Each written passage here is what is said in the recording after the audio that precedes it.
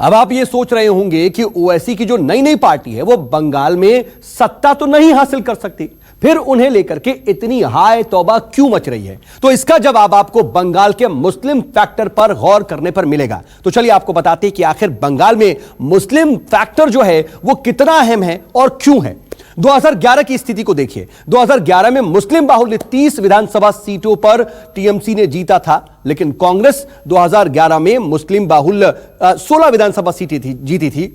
उसके बाद 2011 में मुस्लिम बाहुल्य सीटों पर 18 विधानसभा टीएमसी ने जीती थी। यह तो आपने देख लिया 2011 में किसने कितनी सीटें जीती थी, टीएमसी, कांग्रेस और लेफ्ट ने। लेकिन अगर बात इसी को वोट प्रतिशत की करें तो टीएमसी ने 2011 में मुस्लिम बाहुल्य सीटों पर 29.3% वोट हासिल किए थे। तो कांग्रेस ने 2011 में मुस्लिम बाहुल्य इलाकों में 14.4% वोट हासिल किए और लेफ्ट ने इसी साल 2011 में मुस्लिम बाहुल्य इलाकों में 41.7% वोट हासिल किए। यह मोटे तौर पर 2011 की स्थिति। लेकिन 2016 में भी स्थिति बहुत ज्यादा बदली नहीं। 2011 के बाद 2016 की बात करें तो उस विधानसभा चुनाव में मुस्लिम बाहुल्य इलाकों में 38 सीटें टीएमसी ने जीती थी।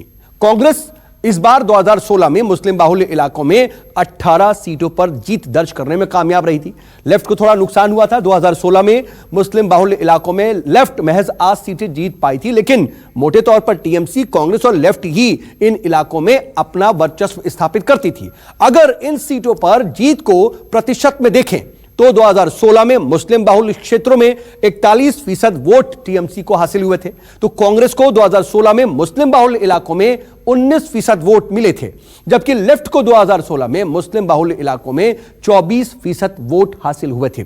और इसी वोट बैंक पर अब कहीं ना कहीं सीधे तौर पर एआईएमआईएम का कहीं ना कहीं दखल होगा, इस पर नजर होगी और इसमें जब सेंधमारी होगी तो सीधे तौर पर नुकसान इन्हीं तीनों पार्टियों को होगा, बीजेपी को शायद बिल्कुल भी ना हो। मुस्लिम और दलित वोटर्स को लेकर के लेकिन इन सब के बीच चल रहे दांव पेच के बीच टीएमसी और बीजेपी में माइंड गेम भी बहुत तेजी से शुरू हो गया है। यह ऐसा खेल है जिसमें सिर्फ अफवाह या फिर संभावनाओं के आधार पर ही बड़ा सियासी खेल करने की रणनीति छिपी होती है। टीएमसी और बीजेपी दोनों ही इस माइंड गेम के आधार पर एक दूसरे को कमजोर करने की लगातार कोशिश। नमस्कार, मैं हूं मानक गुप्ता। अगर आपको हमारा ये वीडियो पसंद आया हो तो इसे लाइक और शेयर जरूर करें और हां, हमें सब्सक्राइब और फॉलो करना ना भूलें ताकि आप देश और दुनिया की कोई खबर मिस ना करें।